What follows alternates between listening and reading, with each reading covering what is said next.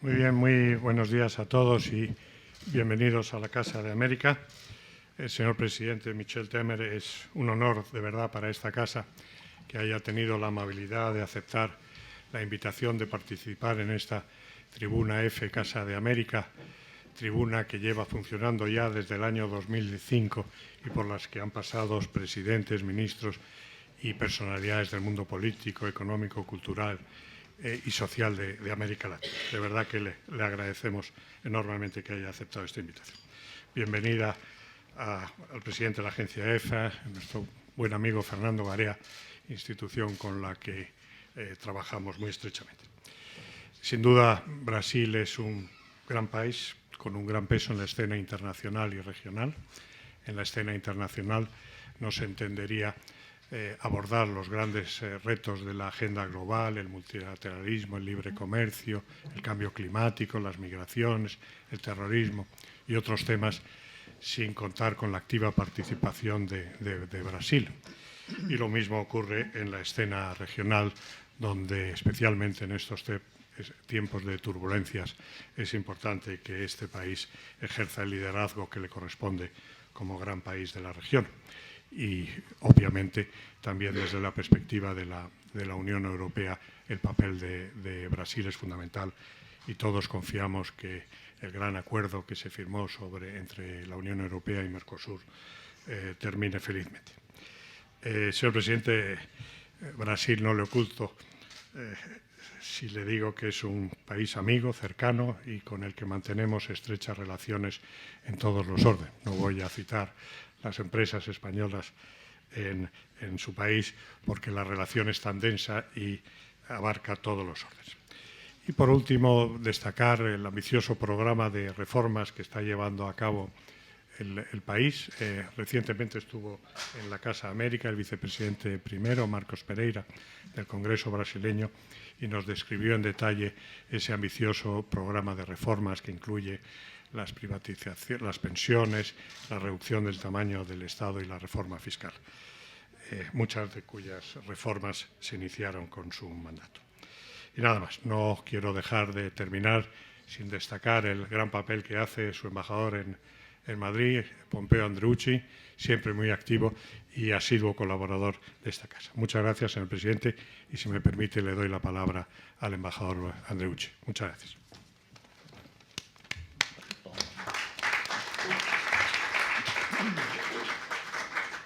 Buenos días a todos, querido embajador Pérez Hernández, querido Fernando Garea. Bueno, señor presidente Michel Temer, para mí hablar del presidente Michel Temer es todo un reto, porque por razones sentimentales somos muy amigos, nos conocemos ya hace 10 años, y también un reto porque al conocer lo tanto que el presidente ha hecho por Brasil y lo tanto que sabe, lo tanto que conoce, supondría que me quedara aquí por horas hablando de él, lo que por supuesto no lo haré, seré muy breve para que tengamos la oportunidad de escuchar lo que nos va a contar el presidente, ¿no? El presidente Temer es hijo de inmigrantes libaneses, que nació en Brasil. Sus padres emigraron de Vitabura y él ha sido el tercer hijo que nació de sus padres y ya nació en Brasil. Esto es una demostración de lo que tenemos en Brasil como democracia étnica, como la posibilidad de que un hijo de un inmigrante vuelva a ser presidente del país, ¿no? El presidente Temer se graduó en Derecho en la escuela más prestigiosa de Brasil y tras graduarse ha sido nombrado oficial de gabinete de la Secretaría de Educación, entonces a cargo de un gran brasileño, Ataliba Nogueira. En 1970, Temer se hizo fiscal del Estado de São Paulo y fiscal general en 83. En 84 ha sido secretario de Seguridad Pública y en 86 empezó su carrera política, más precisamente como diputado constituyente.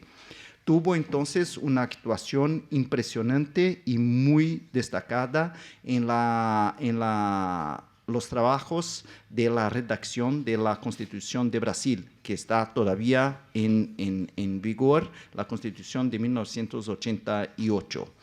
Tras estos trabajos, Michel Temer tuvo otros 6 mandatos como diputado, y entre estos mandatos ha sido otra vez secretario de Seguridad Pública y secretario de Gobierno del Estado de São Paulo también. Ha sido, en cuanto diputado federal, 3 veces presidente de la Cámara de los Diputados. Por 10 años, o 11, por favor, presidente, después me corrija, presidió su partido, y en 2011 ha sido elegido vicepresidente de la República. En 2014 ha sido reelegido vicepresidente de la República, y en 12 de mayo de 2016 asumió la presidencia de Brasil. Yo conozco al presidente Temer, como les decía, hace 10 años. Empecé a trabajar con él en enero de 2011. Además de su competencia, su seriedad, su dedicación, su espíritu público, arriba de todo esto, Michel Temer, y hoy pensaba cómo lo definiría, y busqué una palabra o un título o algo así para una persona que conoce tanto, que tiene tanta experiencia, que tiene tanto capital político. Y bueno, la única palabra que encontré es un estadista, ¿no? Michel Temer es un gran estadista, un hombre que conoce todo, un hombre con una cultura enciclopédica, un hombre que tiene relaciones en todo el mundo, un hombre respetado en todos los países, amigo de reyes, de presidentes. El rey Felipe VI lo considera muchísimo, son amigos, se encuentran muy a menudo. Y bueno, esto es lo que es Michel Temer, y por supuesto no quiero estar en el camino de escucharlo y de lo que nos va a hablar, y nos va a hablar de España, nos va a hablar de Brasil, nos va a hablar de las relaciones bilaterales. En fin, nos va a hablar de su visión del mundo, y ciertamente saldremos de aquí mucho más enriquecidos y mucho más conocedores de lo que es la vida, lo que es la política, lo que son las relaciones y los retos que enfrentamos en este mundo moderno. Así que les dejo con el presidente Michel Temer. Gracias.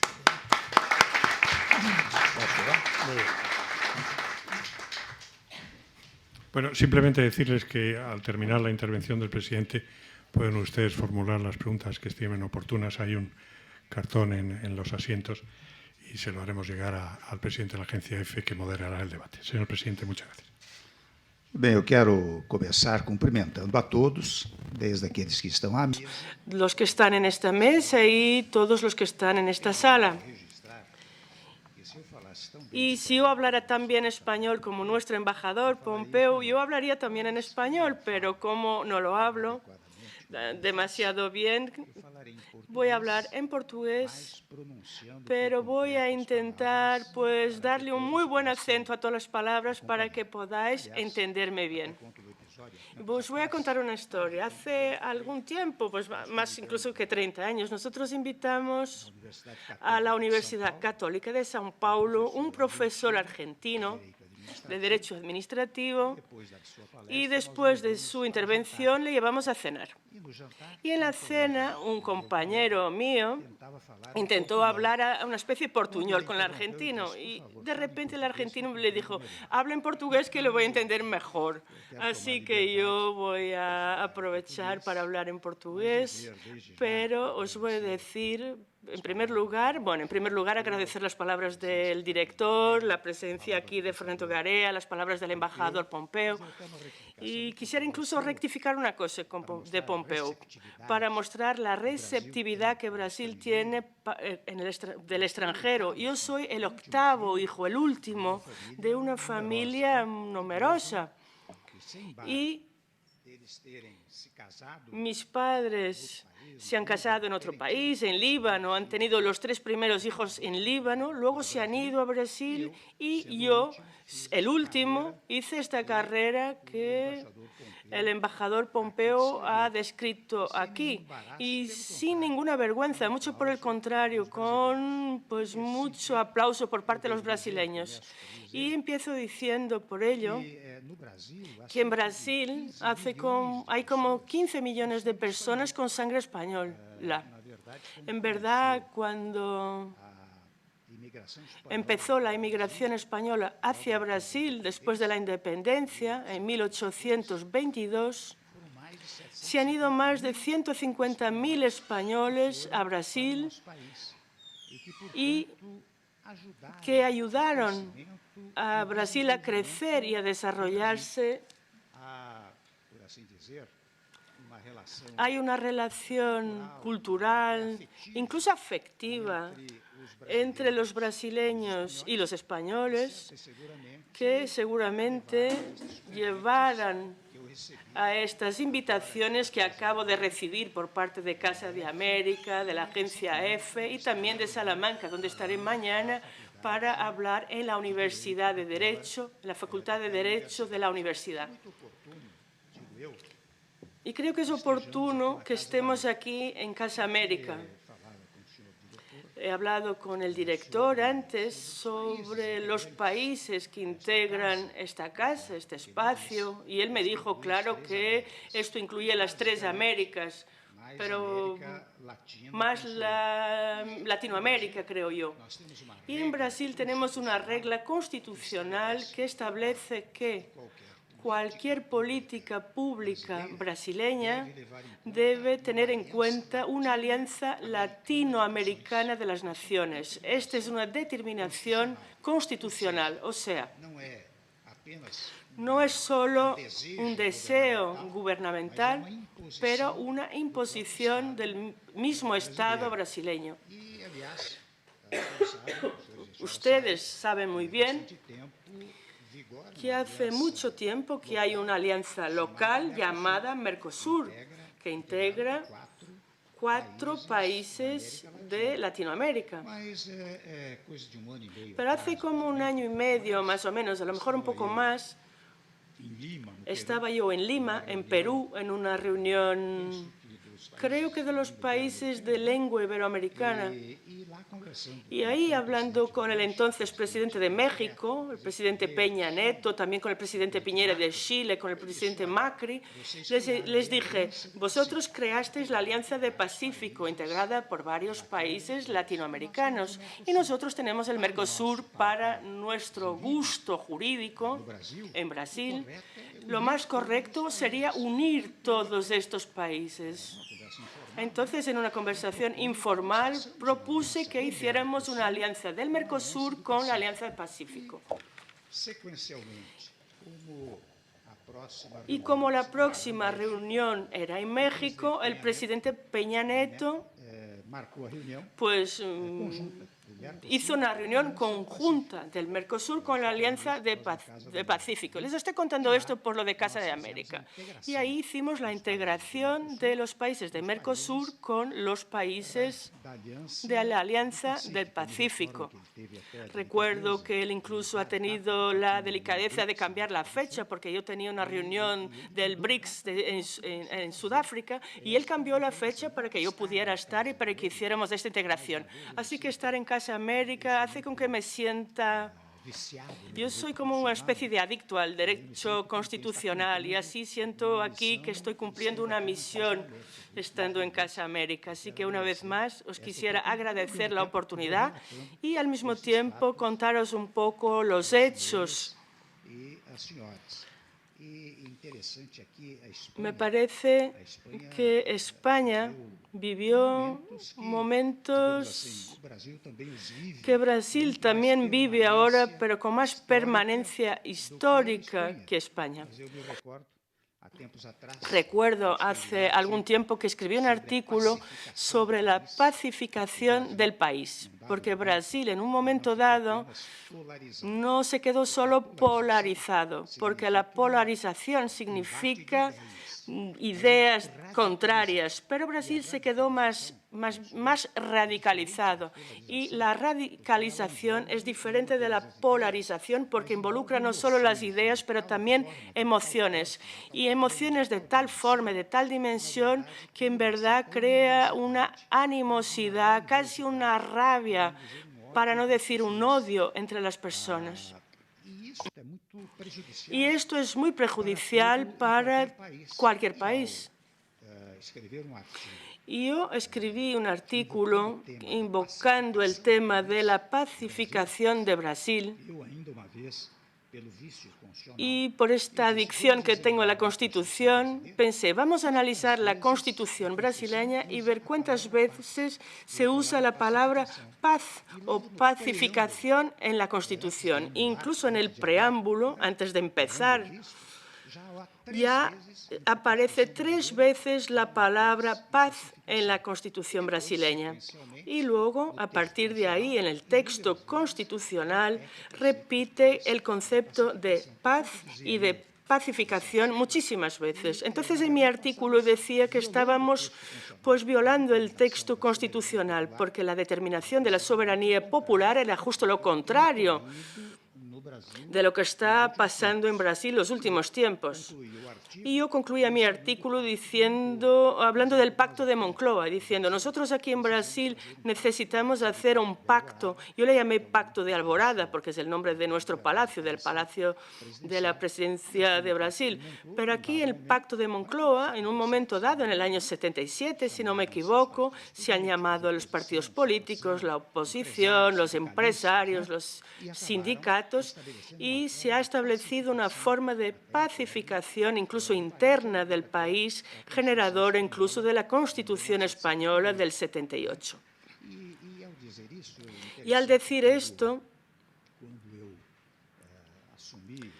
me parece interesante que cuando yo asumí el gobierno, y os voy a hablar un poco ahora de mi gobierno en Brasil, yo tomé algunos cuidados determinados por la idea del diálogo, porque el diálogo, los acuerdos, el intercambio de ideas, es casi un patrimonio mundial. Entonces, esto es lo que lleva a la paz, a la pacificación.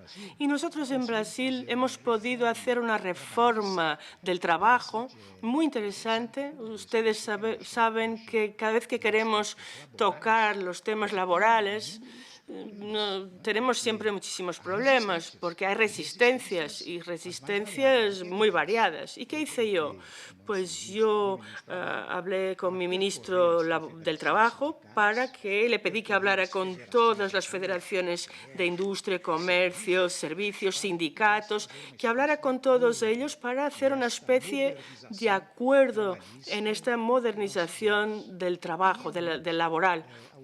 Y a lo largo de más o menos unos 8 meses, cuando había grandes dificultades, el ministro traía a los dirigentes para que se reunieran conmigo mismo y dialogábamos. Dialogábamos mucho para llegar a una conclusión y para llegar a acuerdo. Y así pasó. Cuando yo llevé el proyecto de la reforma laboral al Congreso, 7 u 8 miembros de confederaciones sindicales hablaron y también 7 u 8 representantes de confederaciones empresariales. Así nosotros hicimos la reforma laboral en nuestro país, sin cualquier tipo de huelga, sin ninguna perturbación social. ¿Y por qué os cuento esto?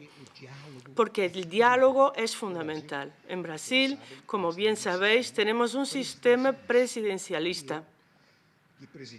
Y yo fui presidente por 3 veces de la Cámara de Diputados. Entendía que el legislativo siempre era una especie de apéndice del Poder Ejecutivo.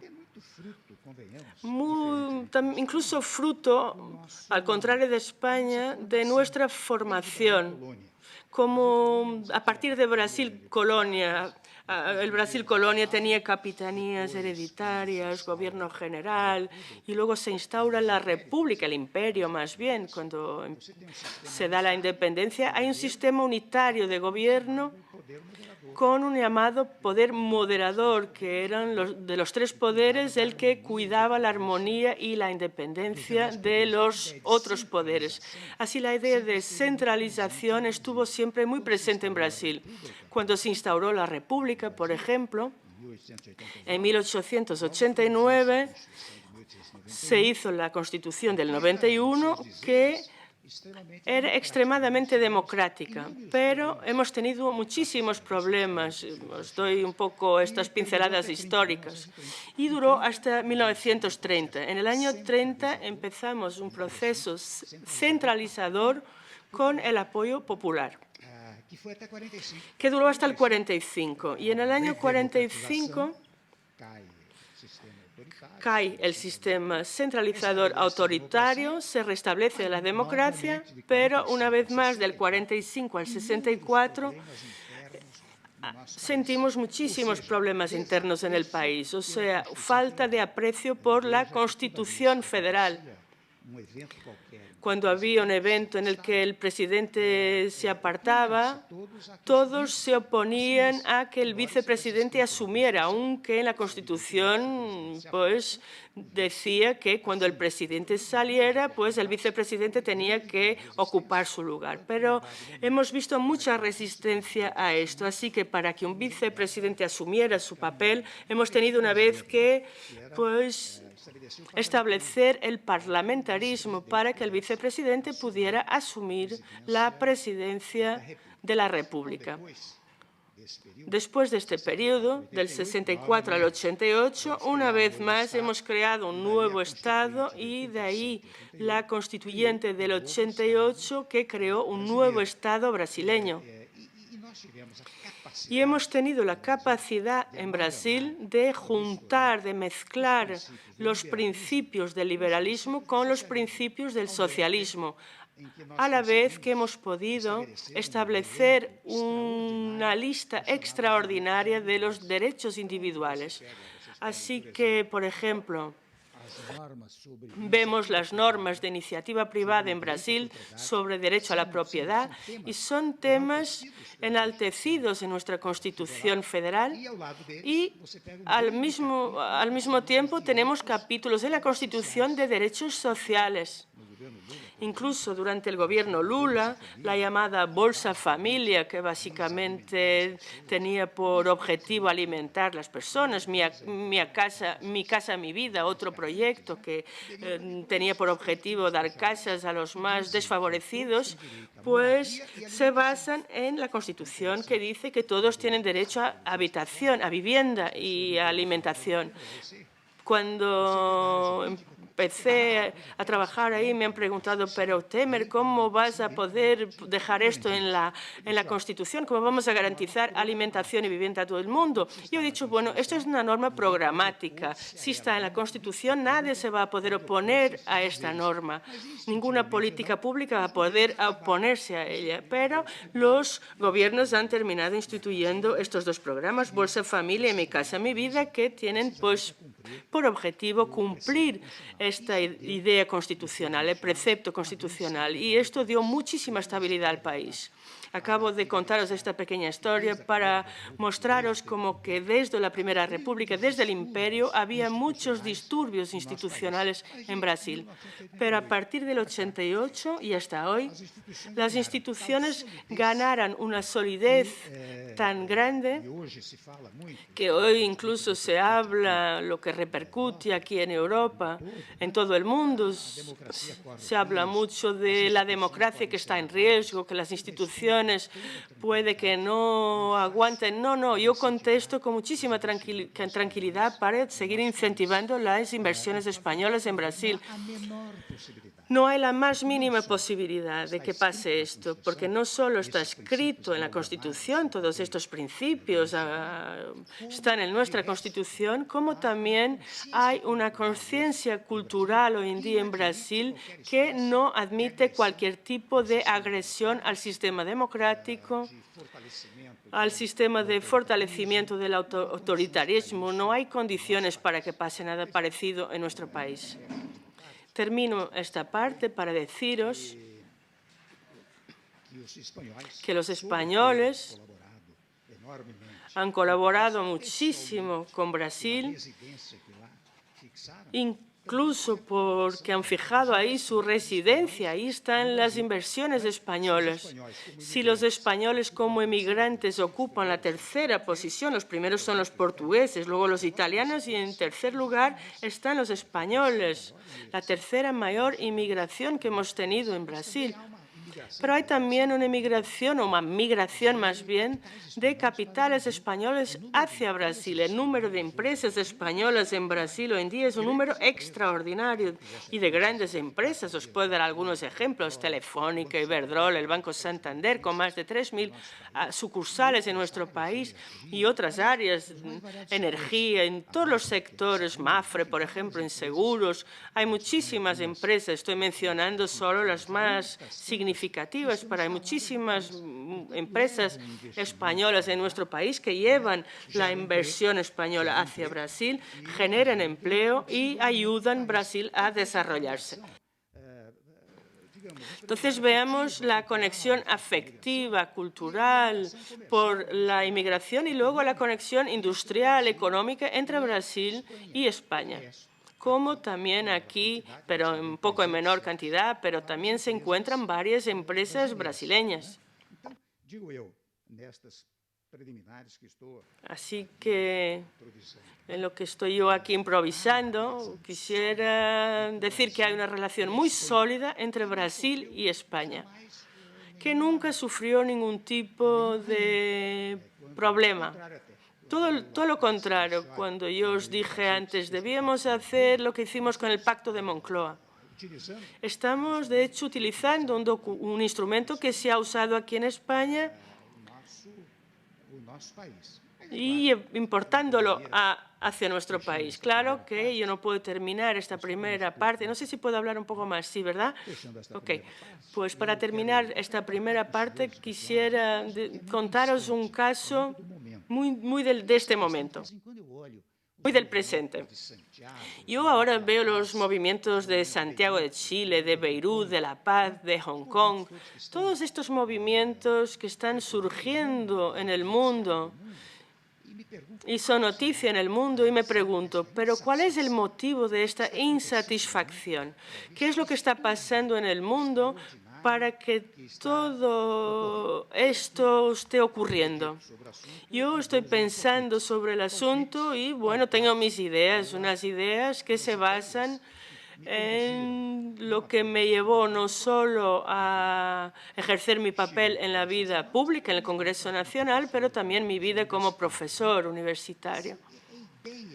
Y es la idea de no radicalismo. Podemos tener polarización, pero no podemos tener radicalismo. Y tenemos que buscar la pacificación basada en el diálogo. Yo os hablé del poder legislativo y os dije, el legislativo era una especie de apéndice del poder ejecutivo, pero en mi caso no. En mi caso traje el legislativo para gobernar conmigo. No fueron pocas las reuniones, casi todas las reuniones, cuando yo reuní el liderazgo del Congreso Nacional para hablar de la aprobación de ciertos temas. A mi lado tenía el presidente del Senado Federal y del otro lado el presidente de la Cámara de Diputados. Yo incluso llamé a mi gobierno un gobierno semipresidencialista o semiparlamentarista. Y así pude hacer enormes reformas en Brasil. Os menciono la reforma laboral, que se ha hecho con base en el diálogo en el Congreso Nacional y las entidades de la sociedad. La reforma de la enseñanza media. Sabéis que fui por primera vez presidente de la Cámara de Diputados en el 87. En el 97 ya se hablaba de la reforma de la enseñanza media y pasados 20 años todavía no se había hecho nada. Y con el ministro de Educación me habló de la reforma de la enseñanza media y yo le dije, pues no vamos a hacerlo por proyecto de ley, porque por proyectos de ley hay más de 30 en el Senado Federal, en la Cámara, y no funciona.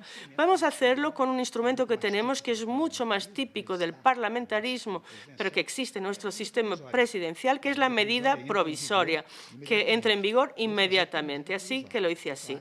Claro que al hacer esto a través de una medida provisoria hubo protestas, etcétera, pero la medida provisoria se transformó en ley con eficacia inmediata y así hemos podido reunir todos los secretarios de educación del país y 98% han apoyado la reforma de la enseñanza media, una reforma importantísima. Hicimos una cosa también muy interesante que fue una enmienda constitucional que trataba de los límites de gastos públicos. Porque lo que más queremos como gobierno es gastar con medidas populistas, etcétera. Pero el Congreso Nacional también un poco, ¿no? Depende mucho de las enmiendas para sus municipios, estados, pero hemos podido, 2 meses después de que yo asumiera la presidencia, aprobar una enmienda constitucional con bastantes votos que estableció límites de gastos públicos, que parte de una premisa trivial. Nadie puede gastar más de lo que recauda. Si yo en mi casa gano 5.000 y gasto 10.000 todos los meses, pues voy a tener un problema de 5.000 de deudas y al final de año va a ser un desastre.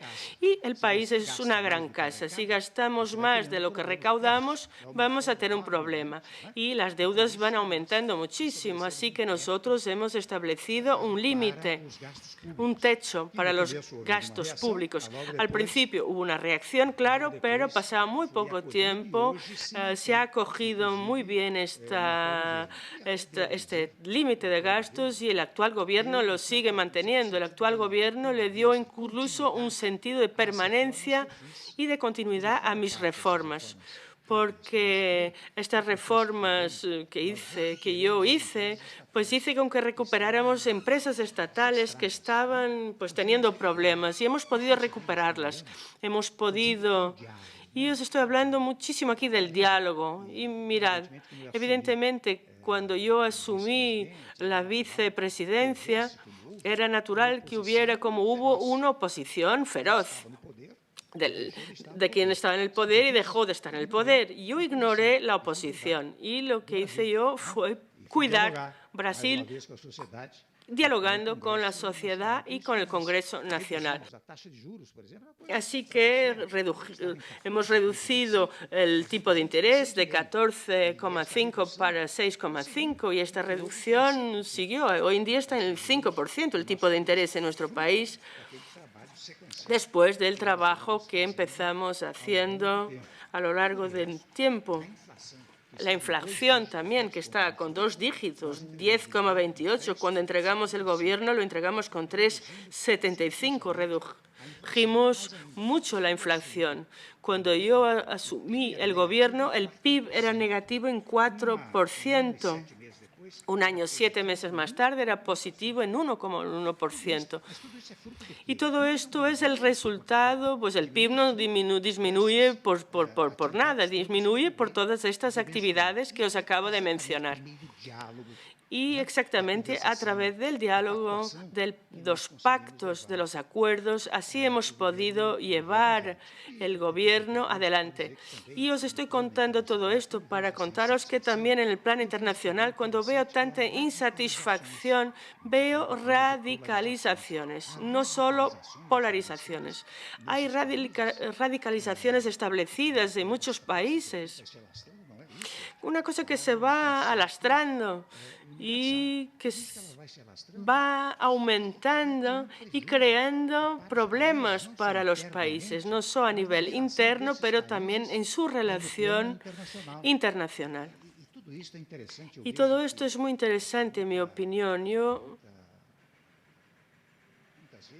muchas veces veo que hay gente gritando fuera imperialismo, socialismo, abajo esto, abajo lo otro. Nunca oigo a nadie decir vamos a pensar, vamos a dialogar, vamos esa excitación tan natural que nos lleva a un buen camino. Yo no veo esto. Y os estoy hablando, claro, a un público muy cualificado, que sois vosotros. Yo hablé hace pocas semanas también en Oxford y también en Brasil hablo en las universidades.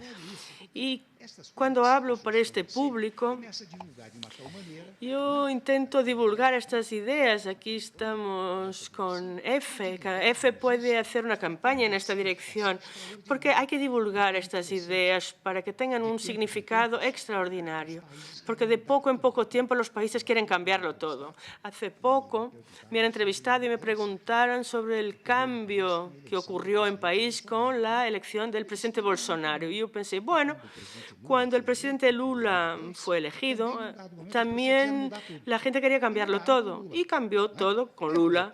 Y 18 años más tarde, han querido cambiar todo otra vez. Y sí, lo han cambiado todo otra vez con Bolsonaro. ¿Cuánto tiempo va a durar? No sabemos.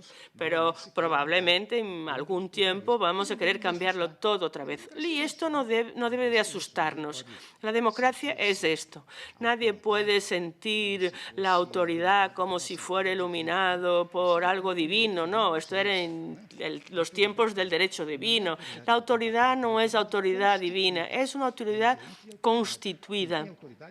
El que tiene autoridad es el pueblo. Esto está todo en la Constitución española y en la brasileña, en todas las constituciones.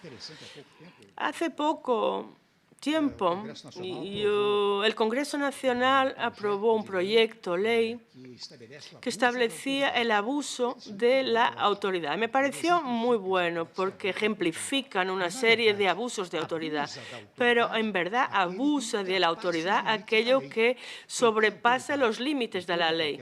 El que tiene autoridad es la ley, porque la ley es la emanación de la soberanía popular. Si la Constitución dice todo el poder emana del pueblo, quien ejerce la voluntad popular es el poder legislativo, que luego si sobrepasa los límites, pues llegamos al abuso de la autoridad. Entonces, me parece importante que divulguemos estas ideas sin pretensión. Yo soy un expresidente, yo dejé el gobierno y pensé, ahora tengo que ser muy discreto, porque lo primero que el expresidente tiene que ser es discreto.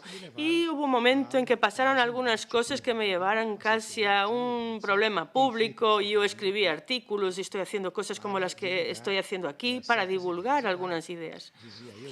Y volviendo un poco al tema de mi gobierno, cuando yo establecí una especie de semipresidencialismo, y es interesante que a lo largo del tiempo se nota en Brasil que por un lado el Congreso gobernó conmigo, pero a principios de este año, por ejemplo, el Ejecutivo cogió la reforma de la Seguridad Social. Yo trabajé más de 1 año y medio, no solo para convencer al Congreso, pero también para reducir las resistencias en la opinión pública. Pero funcionó. Y quien avanzó con esta idea fue el Parlamento. El presidente de la Cámara, del Senado, han cogido esta idea y han avanzado con ella. La prensa incluso llegó a hablar de un parlamentarismo blanco. Y cuando veo todo esto, me recuerdo de las lecciones del profesor Miguel Real de Derecho, que tenía una teoría que era la teoría tridimensional del derecho, que era hecho, valor y norma. O sea, hay una serie de hechos que se valoran en un determinado momento y cuando se valoran, pues se transforman en norma jurídica. Así que cuando hubo crímenes violentos en nuestro país, el poder se reunió y dijo, vamos a catalogarlos como crímenes hediondos. ¿Y por qué? El hecho era un crimen violento. La valoración era, este es un crimen violento, pero vamos a transformar esto en una norma. Cuando en el pasado yo trabajé mucho en el Código de Defensa del Consumidor, hace más de 30 años, y había mucho el poder del consumidor, y ese hecho se valorizó, se transformó en norma. ¿Y por qué digo esto? Porque no es improbable que en un futuro, no ahora evidentemente, pero en un futuro, puede haber un hecho tan significativo con el semipresidencialismo que se termine valorando y que luego se apruebe como norma constitucional, o sea, como norma jurídica. ¿Cuáles serían las ventajas? La primera es que en el presidencialismo tenemos traumas institucionales siempre que hay un impeachment, lo que no pasa en el parlamentarismo. Hay otros problemas, pero en el parlamentarismo hay una burocracia tan estable que en verdad el país puede avanzar. No hay pausas con los traumas. Luego también, estando la actividad ejecutiva instalada también en el poder legislativo, cuando el pueblo se queja, no se queja solo del ejecutivo, se queja también del legislativo. Así que yo creo que en Brasil puede pasar algo así en un futuro. Así que, señoras y señores, quisiera, con mis breves consideraciones, creo que hay preguntas ahora, porque yo podría hablar más, pero creo que sería importante escuchar las preguntas y agradecer de nuevo la invitación de Casa América y deciros que es un honor para mí estar aquí y gracias a todos por estar aquí presentes.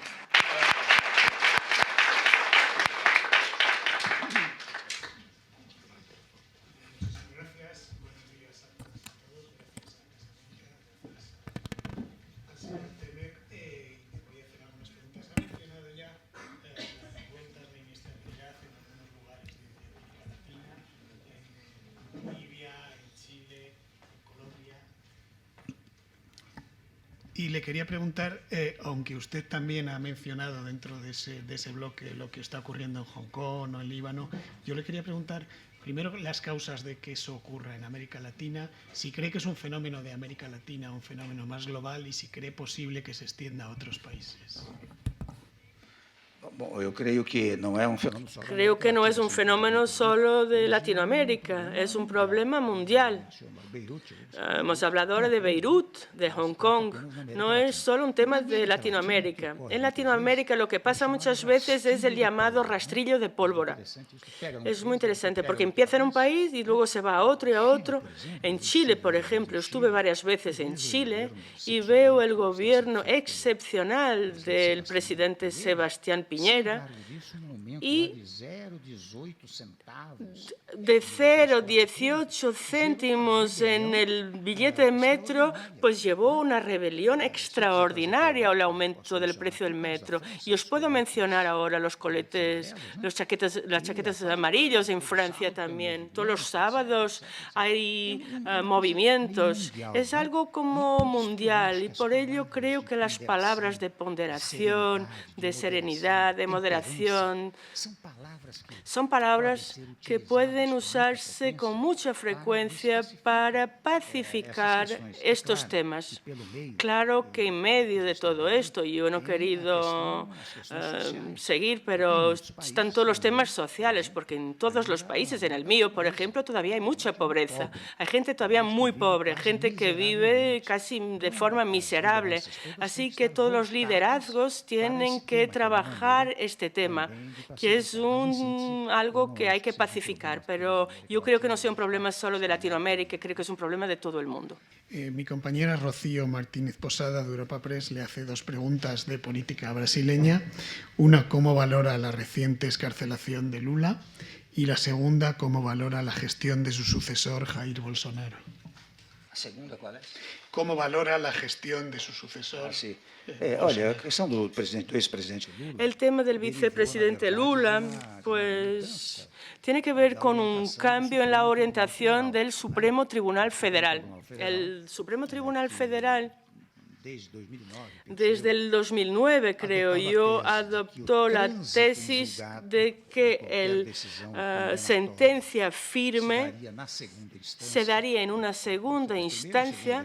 Tenemos pues 2 grados de jurisdicción y luego un tercer grado, que son los tribunales federales.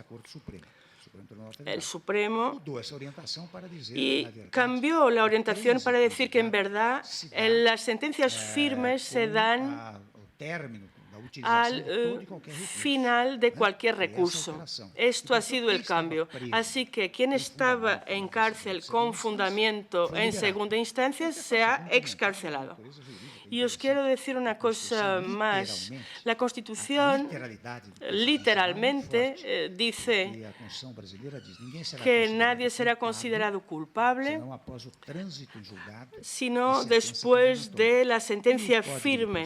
Y el Código del Proceso Penal, que es una norma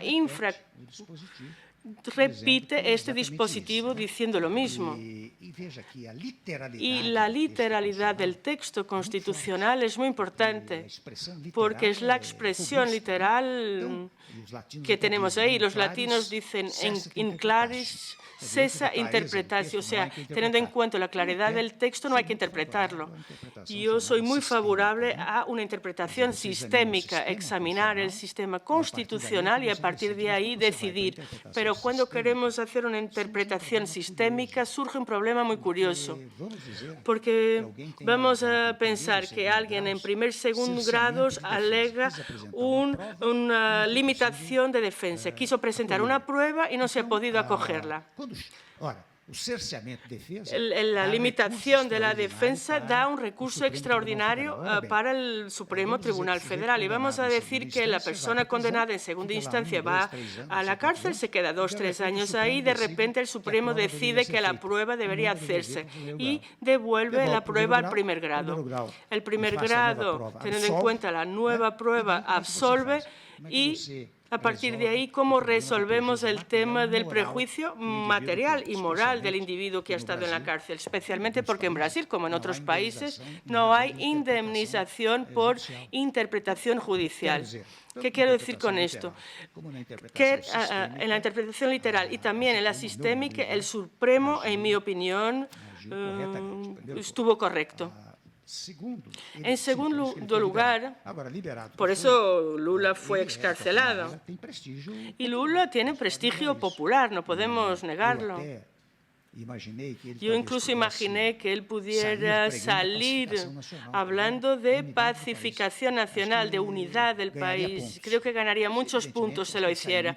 Pero él salió muy emocionado y salió de una forma un poco radical que no me parece que sea muy útil para el país.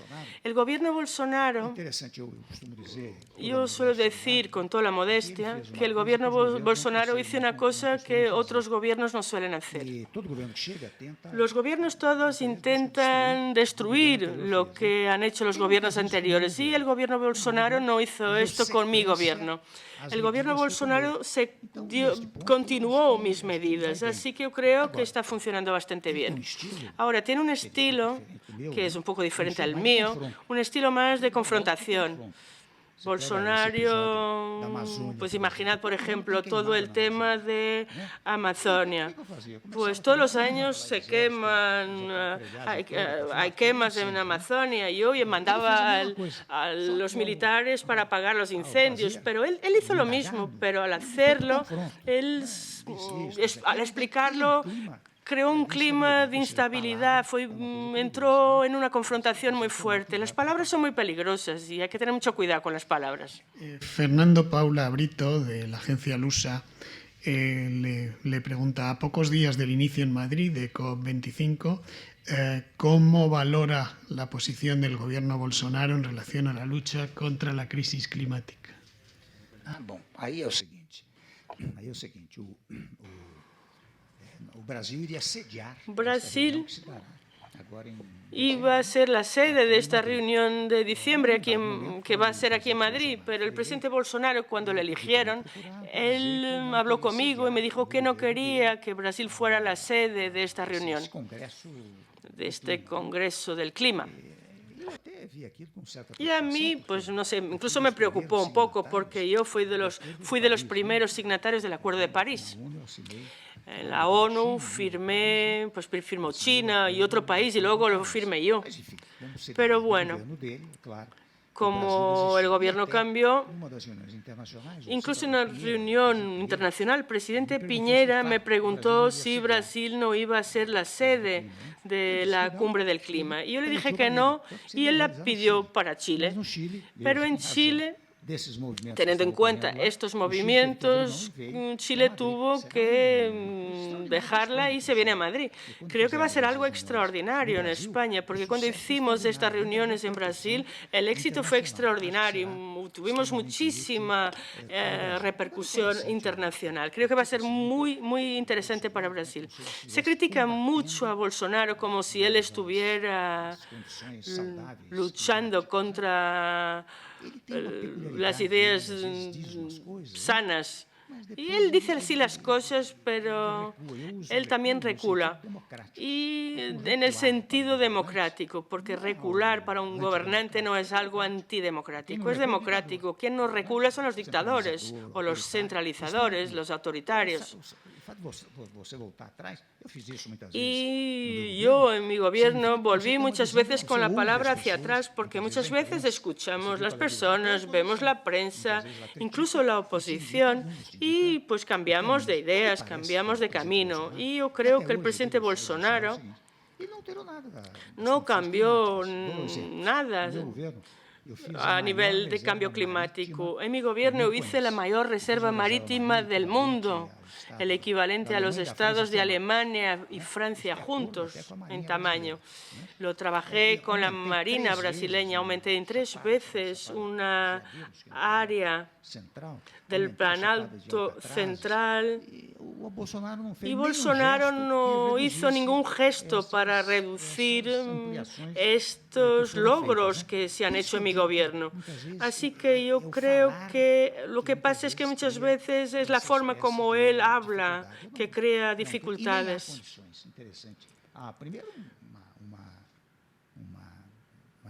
Hay una visión mundial hoy en día para preservar el mundo y para cuidar el clima, por preocuparse con el clima, y en Brasil lo hacemos, sin ninguna duda.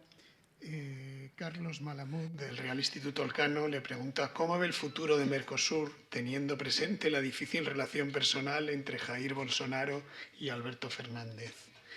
¿Son conciliables las tendencias aperturistas del ministro Paulo Guedes con las tendencias proteccionistas del nuevo gobierno argentino? Bueno, eu acho o seguinte, eu acho que essas coisas na diplomacia... Creo que en diplomacia nuestro embajador y tantos embajadores que están aquí pueden responder con mucha facilidad. En diplomacia estos temas van y vienen.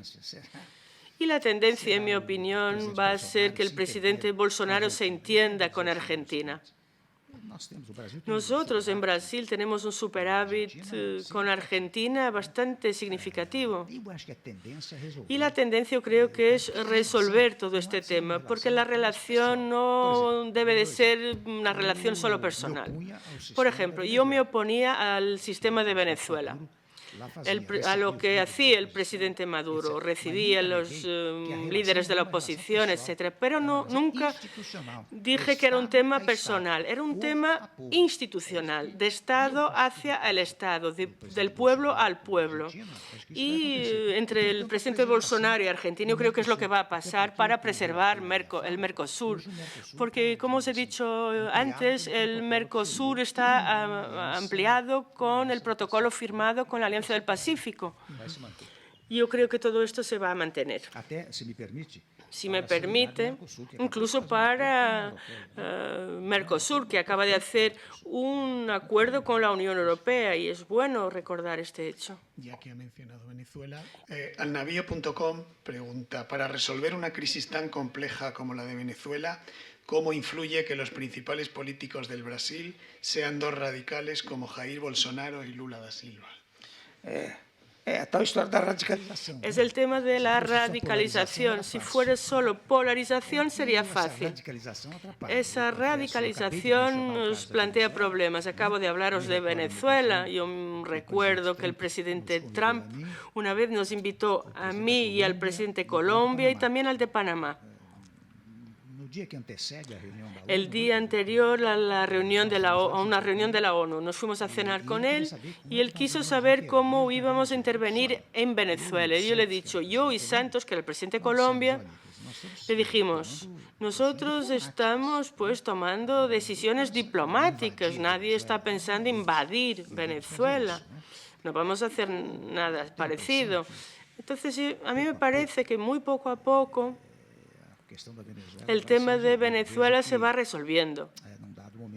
En un momento dado, el diputado Guaidó se autoproclamó presidente de Venezuela, hizo un movimiento mundial extraordinario.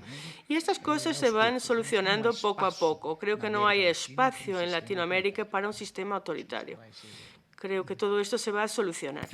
Hay una pregunta de Gabriela que está en portugués, lo lamento, mi portugués no es malo, es inexistente, y voy a intentar traducir. Se refiere a la reforma laboral que inspiró usted en el gobierno y pregunta, desde su punto de vista, ha provocado más precarios y una juventud desempleada, y quería pedirle, le pregunta por qué impulsó esa reforma y si cree que fue un acierto hacer esa reforma laboral. Yo creo que fue lo correcto. Cada vez que iba al extranjero, los inversores, en general, los que hablaban conmigo, los nacionales también, estaban muy preocupados, en primer lugar, con lo que llamábamos reclamaciones laborales, porque había un número enorme de gente que se quejaba, por un lado, y por otro, nosotros hemos creado formas de flexibilizar los contratos laborales. Hemos permitido el llamado trabajo intermitente, que una persona trabaje una semana, 2 semanas y luego deje de trabajar y vuelva a trabajar. Permitimos pues, que la gente pueda empezar a trabajar en sus casas. Hemos dado flexibilidad al mercado de trabajo. Yo creo que ha sido muy bueno. No os puedo decir que haya reducido el paro de un día para otro, pero yo creo que se crearán condiciones para bajar el paro y además sin que el trabajador perdiera sus derechos. Yo recuerdo que cuando propusimos la reforma laboral se decía que íbamos a quitarle derechos a los trabajadores. Y yo pensé, no. Os remito al artículo 7º de la Constitución Federal. Nosotros tenemos una Constitución muy detallada que trata todos los derechos del trabajador. Así que no podemos tener una ley infraconstitucional que cambie lo que está en la Constitución. Hicimos una reforma laboral que no quitó derechos de los trabajadores y que incentivó el empleo en muchas y variadas formas. Yo le quería preguntar si con el paso del tiempo y hoy, ¿cómo se explica y cree que estaba justificado el poner en marcha el proceso de impeachment de Dilma Rousseff? Eu não entendi como foi o processo de impeachment. Bom, aconteceu o seguinte, eu fui... Cuando surgió el tema del impeachment de la presidenta, y yo era vicepresidente. El vicepresidente siempre es el primer sospechoso. Y yo me fui inmediatamente a São Paulo, a mi estado. Me quedé ahí 3 o 4 semanas y solo volví a Brasilia los 3 días anteriores a la decisión de la Cámara de Diputados, porque la Cámara acoge o no la acusación y cuando la acoge el presidente se aparta temporalmente hasta la decisión del Senado Federal. Y yo ocupé interinamente la presidencia y solo 3 meses más tarde tuvimos una decisión del Senado para que yo ocupara definitivamente la presidencia de la República. Claro que hubo muchos movimientos. Todo empezó con un movimiento en el 2013, algo incluso preocupante cuando lo comparamos ahora con Chile. Empezó en el 2013 con un enorme movimiento popular por el aumento de tarifa del autobús y del metro. Fue un movimiento brutal que incendió todo el país. Y luego se crearon movimientos contra las políticas económicas de Dilma Rousseff, el PIB negativo, etcétera, y millones de personas salieron a las calles quejándose. Entonces, el movimiento político funcionó en este sentido. Y desde el punto de vista jurídico intentamos contestar al impeachment.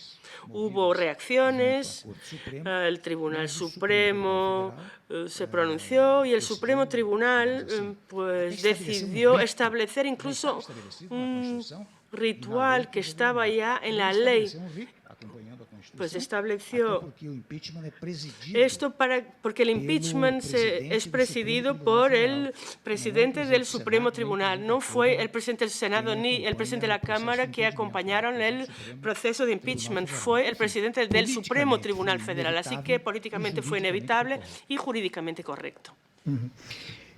Voy a ir terminando porque es la hora y siempre es difícil saber con qué preguntas se termina, pero hay dos que me lo ponen fácil. Ivana de Siqueira dice que trabajó con usted en el gobierno y le agradece los años que estuvo con usted y le felicita por los programas de alfabetización que puso en marcha.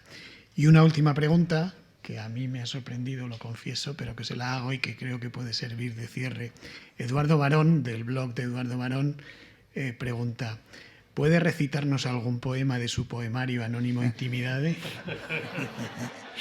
Sabe que isso foi uma brincadeira que eu fiz, né? Ese es un chiste. Vou contar rapidamente. Yo os voy a contar muy rápidamente. Cuando yo estuve 30 años en Brasilia como diputado, 6 mandatos, y luego fui vicepresidente, etc. Y cuando me iba de Brasilia, se me ocurría así una idea, un poemita, y cogía una servilleta del avión y apuntaba unas ideas. Y cuando llegaba a mi despacho, le decía: Gilda, pues escríbeme esto aquí en el ordenador. Y fui guardando muchísimas ideas y poemitas, y un amigo un día llegó y me dijo: ¿lo puedo leer? Y me dijo: mira, voy a llevarme esto porque creo que deberías publicar estos poemas. Tú eres un hombre muy formal. Yo creo que esto va a humanizarte. Cuando estamos en la vida pública y escribimos cosas así, pues la gente nos critica de forma feroz. Y yo cogí todos esos documentos y los llevé a Brasilia. Soy muy amigo de un ex ministro del Supremo Tribunal Federal que también era poeta, Carlos Aires Brito. Y me fui a comer con él y le dije: mira, Brito, tú que eres un poeta, léeme esto y como eres muy amigo me vas a poder decir tíralo a la basura o vamos a hacer algo con esto. Tú eres un buen amigo, por favor, dime. Y él lo leyó y me dijo: me gustó muchísimo y me encantaría hacer el prefacio de este libro. Entonces, por ello, yo publiqué. Eran poemas casi todos muy pequeños, unos más largos. Pues voy a decir aquí uno. Cuando yo era pequeño, yo vivía en una ciudad muy pequeña del interior de Brasil. Iba al cine los viernes. Yo vivía un poco lejos del cine. Tenía que caminar 4 o 5 kilómetros para ir al cine y pasaba por 2 casas por el camino y pasaba por la noche después de la sesión de cine de los viernes. Y tenían unas plantas ahí de jazmín, un perfume maravilloso. Y un día en el avión me acordé de ese olor.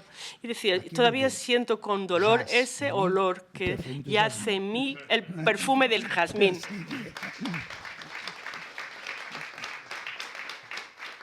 Muchísimas gracias.